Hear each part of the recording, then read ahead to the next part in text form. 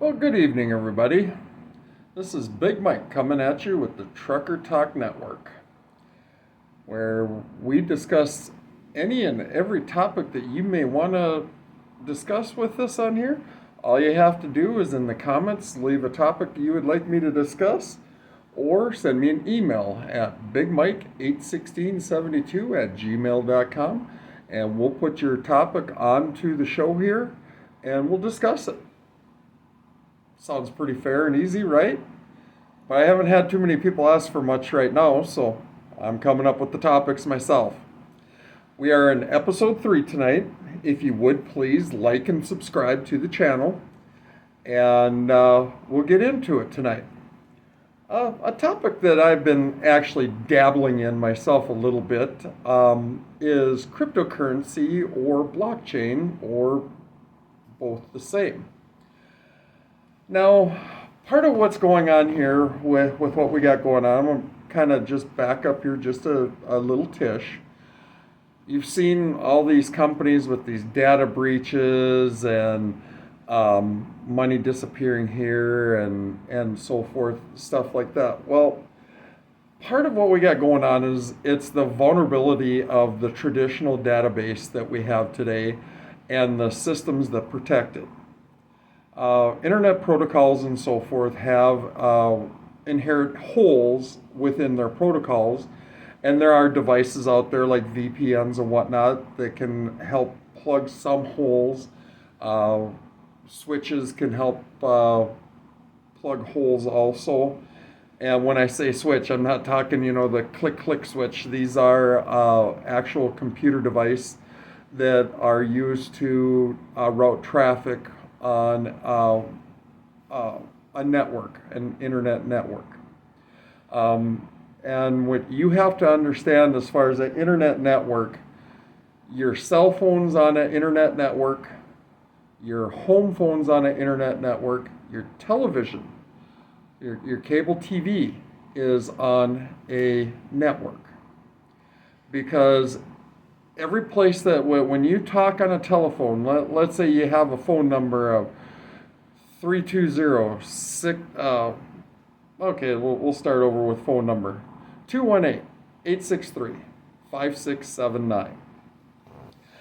That was for the town that I grew up in, Pelican Rapids, Minnesota.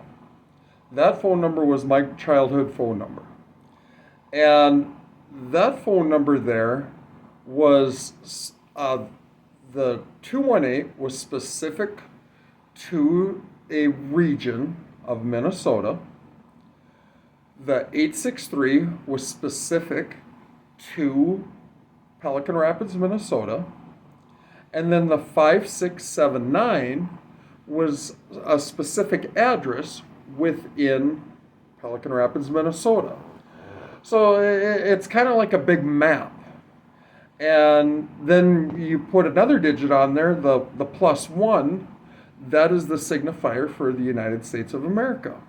And other countries, you'll have like 015. There's many different nomenclatures for different regions of the world, and so forth. But that's a network. To sum it up in a nutshell, just for a voice network, the old telephone system is a very basic network. We don't have much basic networks anymore. They're very complex.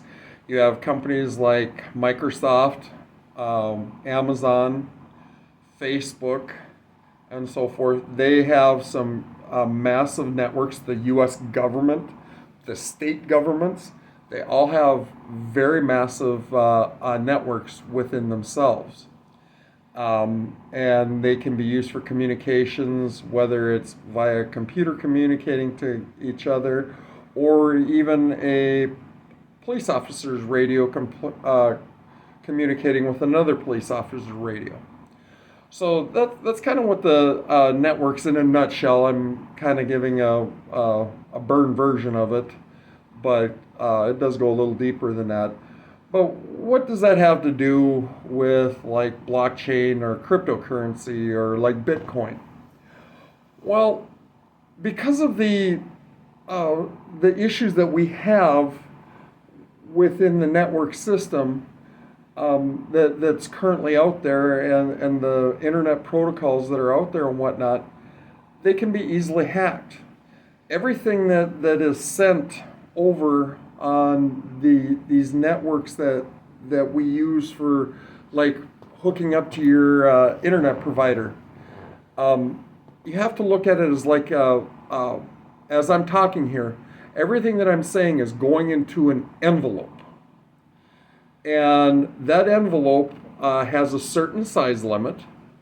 You know, let's just say it's the regular small envelope, and it can hold so much data, and that's called that envelope then is called a packet.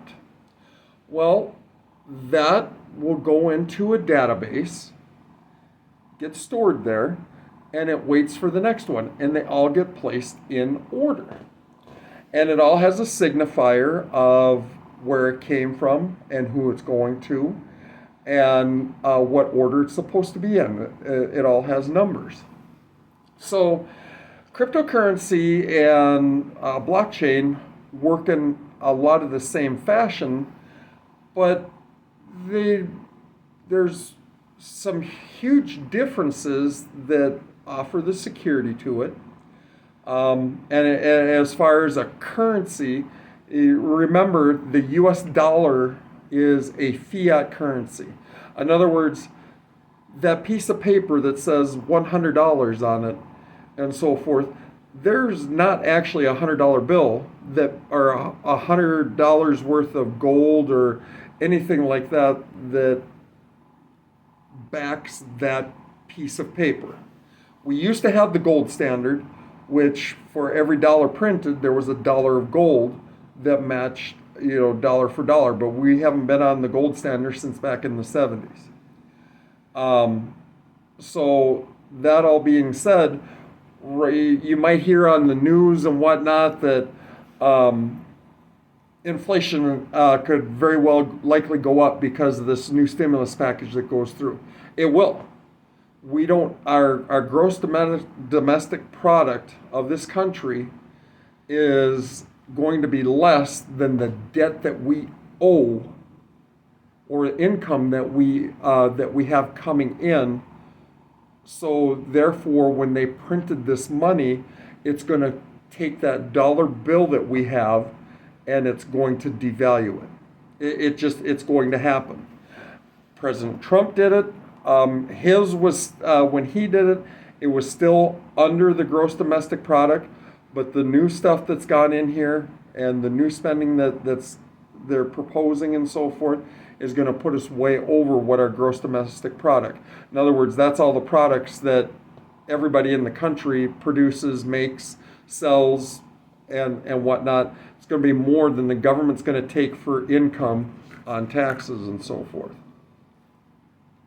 So, that all being said, as far as that goes, when you are talking a cryptocurrency, they have those packets. They limit the number of those packets that can be made. Now, those packets will say your name on there. They'll have a hashtag in there, what the packet is for, and what the encryption is.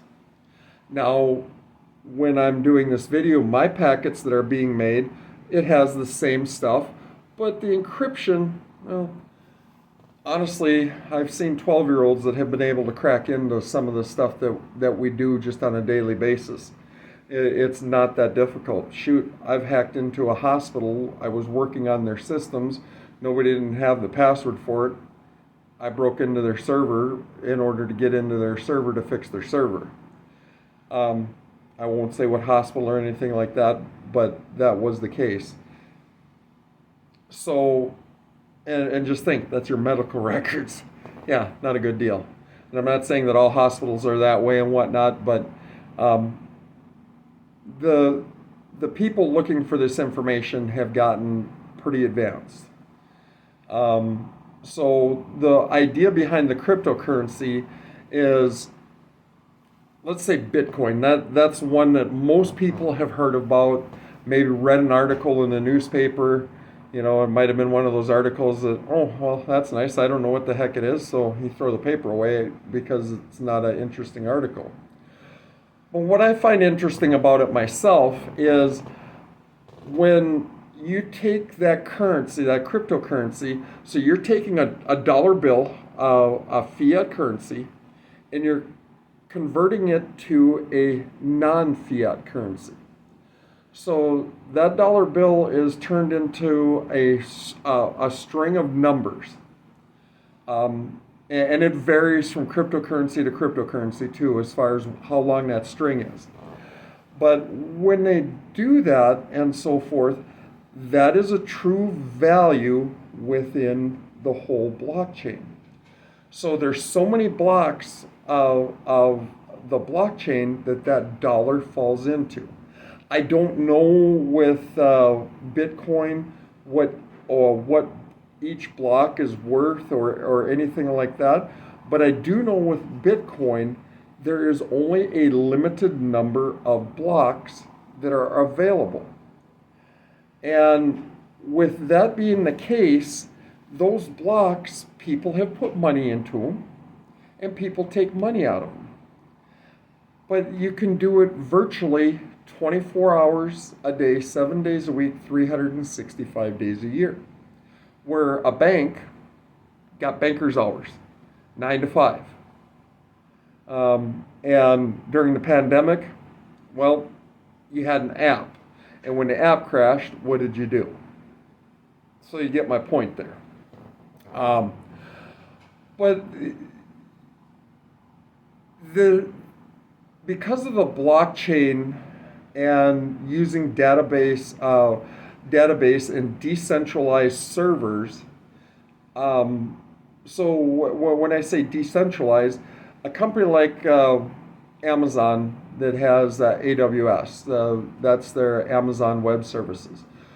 They have a couple locations nationwide of these huge server farms, big computer systems in these buildings. And that's where all the data is set at. That's where it's all hung at. And this data is stored in there. Well, even with all their wisdom and money and power that they have and whatnot, we still have people getting broke into, companies that are getting their information stolen because there's the vulnerabilities with these companies, even like Amazon or Microsoft. I despise Microsoft operating system because since Windows 98, after Windows 98, it was just like all they had to do was just pick a peanut out of the box and continue, and they could break into anybody's computer. And it's all due to poor design of programming. Not that the programming was poor, the design of the programming was poor. And they were never forced to actually live up to protecting people's information. They're a big company. Government ain't going to make them do anything if they don't want to, because they're Microsoft, billions of dollars. Now, I'm not blaming Bill Gates and whatnot. He stood up for what he thought was right and whatnot. Just shows the government isn't there for you. Now, one of the things about it, because of blockchain, makes it a lot harder for the government to track where your money is. So much harder that the U.S. government is actually trying to start its own blockchain. Can only see that fail, how bad their government-controlled blockchain. But it does make it extremely easier for doing foreign transactions, less fees. You can there's one issue that can really pertain with it though.